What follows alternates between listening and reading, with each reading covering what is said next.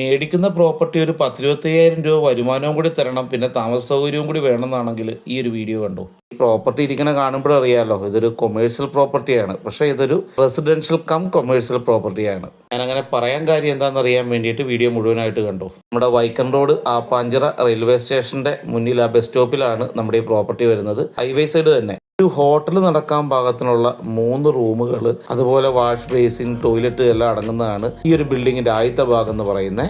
നേരത്തെ ഒരു ഹോട്ടലും ഒരു കുഞ്ഞു ബേക്കറിയും കൂടിയായിരുന്നു ഈ പ്രോപ്പർട്ടിയിൽ ഇരുന്നിരുന്നത്.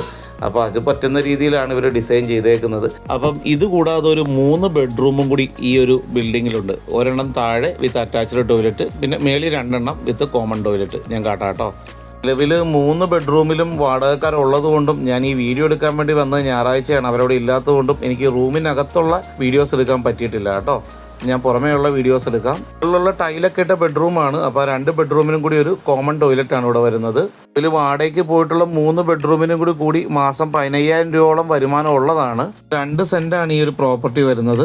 ഓണർ ഈ പ്രോപ്പർട്ടിക്ക് ചോദിക്കുന്ന വില 38 ലക്ഷം രൂപയാണ്. നെഗോഷ്യബിൾ ആണ് കേട്ടോ. അപ്പോൾ താല്പര്യമുള്ളവർക്ക് ഞാൻ വീഡിയോയിൽ തന്നെ നമ്പർ ഇട്ടിട്ടുണ്ട്. അപ്പം ബ്രോക്കറോ കമ്മീഷനോ ഒന്നും ഇല്ലാതെ ഡയറക്റ്റ് ഡീൽ ചെയ്യാം. നാളെ ഹർത്താലാണെങ്കിലും അല്ലെങ്കിലും ഒരു ബഡ്ജറ്റഡ് സ്റ്റോറി ആയിട്ട് ഞാനുണ്ടാവും. Thank you all.